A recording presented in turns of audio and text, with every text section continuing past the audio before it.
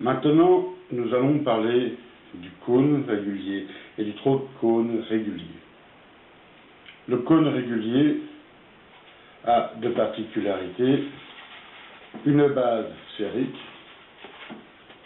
pareil pour le tronc de cône, et deux pentes régulières et égales. Donc le sommet se trouve au centre du rond.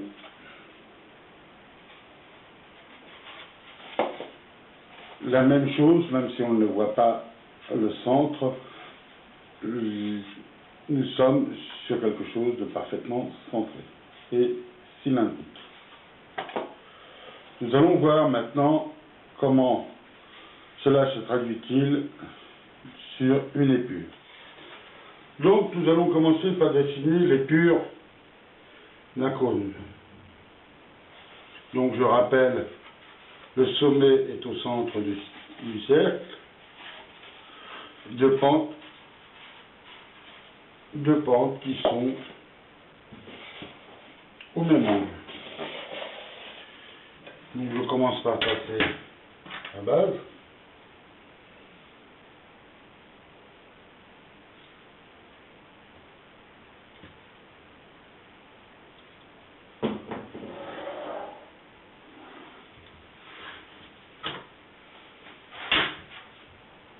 Je trace l'axe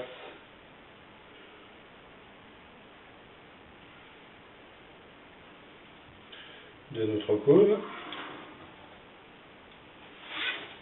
Ici, il y aura la vue de face, et en dessous, la vue de dessus. Je trace donc les deux axes du cercle.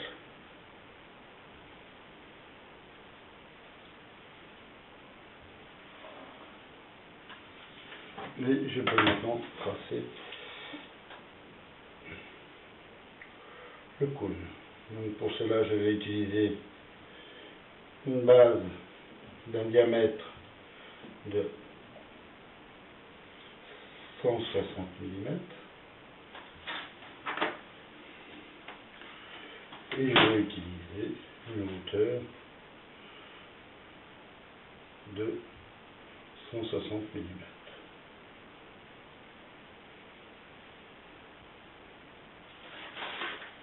Donc nous avons ici en épure la vue de face.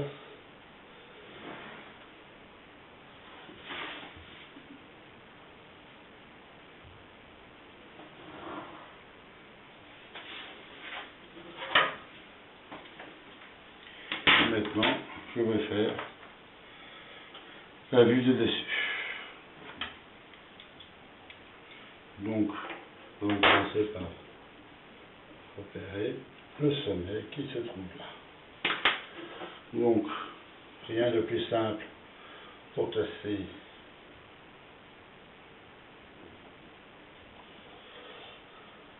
le cône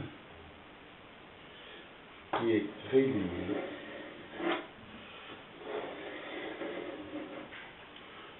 Nous avons ici maintenant notre cône avec sa vue de face, sa vue de dessus. Maintenant, sur cette même épure, nous allons voir comment nous allons faire donc, un tronc de cône. Donc, avec une face ici qui sera parallèle à la base.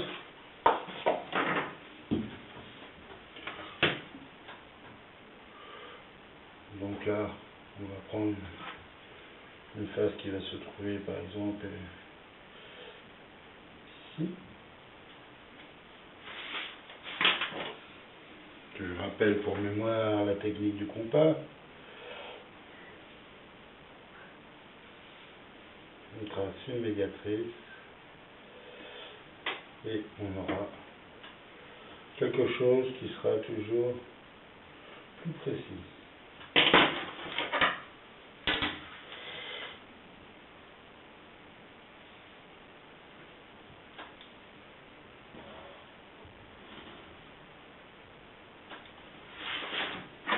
Vous avez ici maintenant le tronc de cône avec toujours un sommet et nous allons voir maintenant la vue de dessus. Pour cela, c'est assez simple. On prend à l'axe, on pointe ici sur le côté, à l'intersection entre le côté et le plan.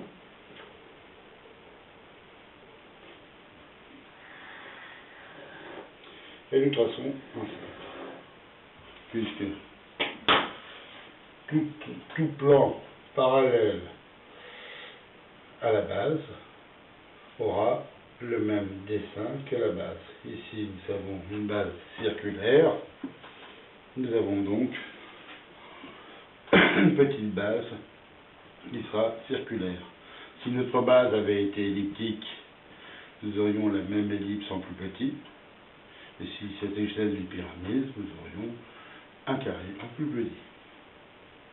Donc voici l'épure. Maintenant, une fois que cette épure dessinée, nous allons voir comment développer ce cône et ce tronc de cône.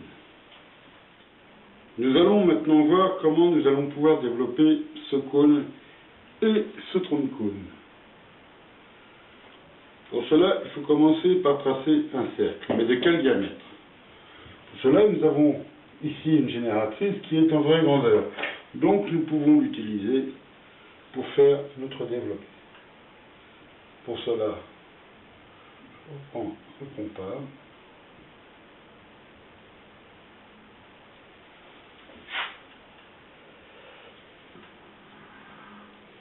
Qu'il me suffit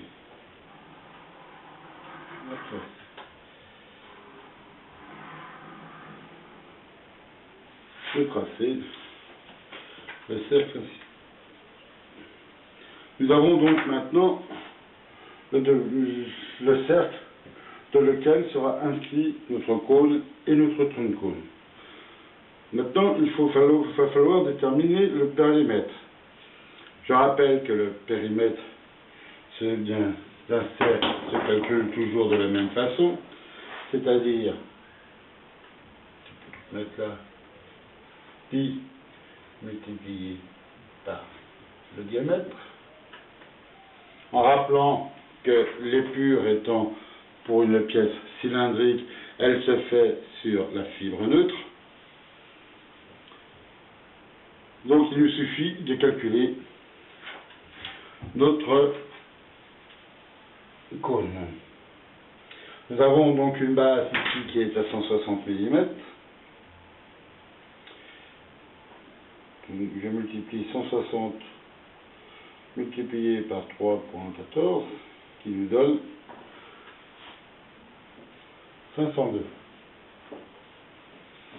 Il va falloir rapporter ces 502 mm sur cet arc de cercle.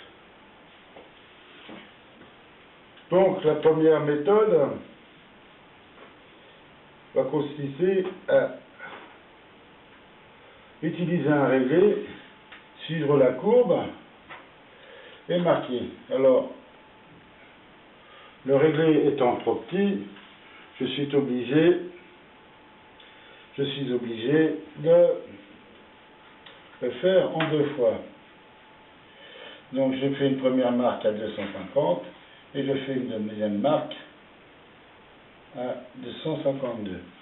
Mais cette méthode présente un aspect assez peu précis. Il y a une autre méthode basée sur un calcul assez simple qui est 180 multiplié par le diamètre et divisé par le côté, c'est-à-dire cette partie-là, qui nous a servi à faire notre arc de cercle. Donc, cette opération nous donnera un angle.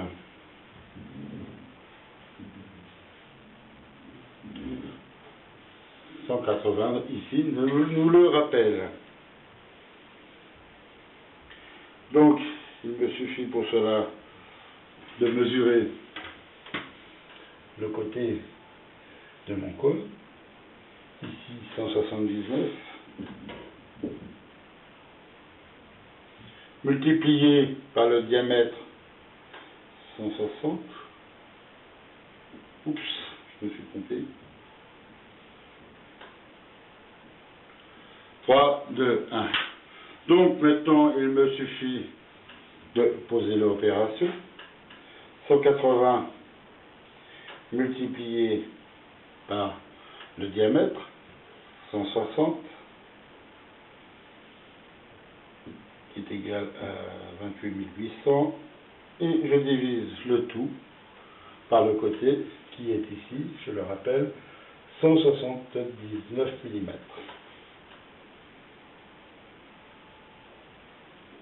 Ce qui nous fait un angle de 160,89 degrés. Il me suffit pour cela d'utiliser un rapporteur d'angle et de reporter les 160,89.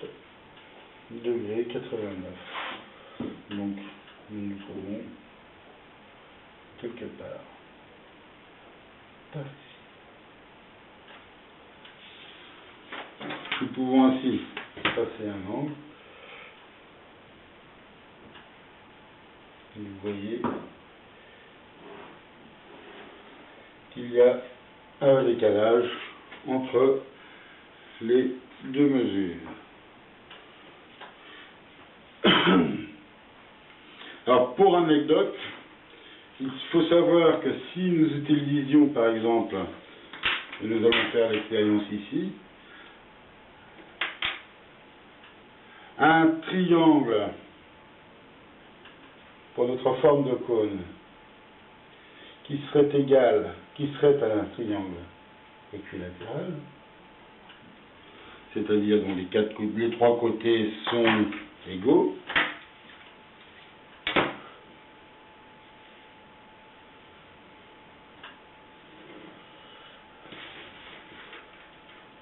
comme ici. Le développé de ce triangle serait égal à la moitié d'un cercle. C'est-à-dire que là, nous avons un angle de 60 degrés, excusez-moi. Si nous faisons le calcul ici, donc je reprends ici, donc là nous avons 160, donc nous nous retrouvons avec 180 multiplié par 160 divisé par 160 qui est égal à 180 degrés, c'est-à-dire une ligne droite. Ceci est pour l'anecdote évidemment.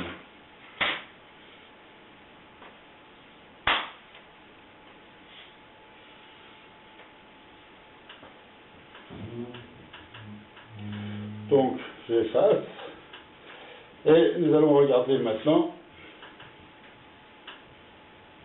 comment nous allons faire pour tracer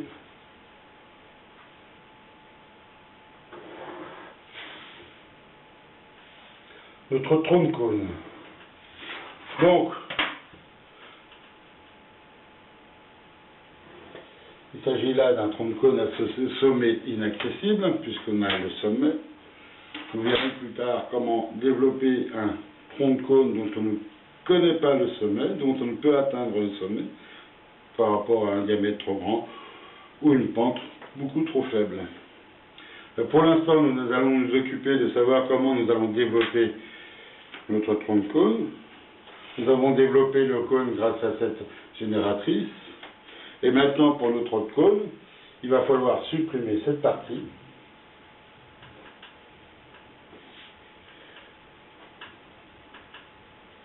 pour avoir le développé de notre tronc de cône. Pour cela, c'est très simple.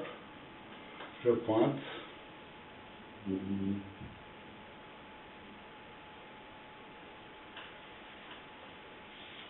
Ici. Et j'ai donc la partie du cône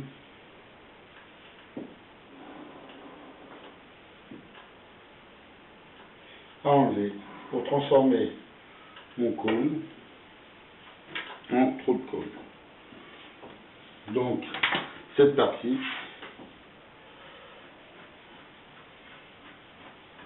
avant mise en forme devra être enlevée. Il s'agissait donc du développement du cône et du tronc de cône régulier. Je vous remercie de votre attention. Je vous souhaite bon courage et bon traçage.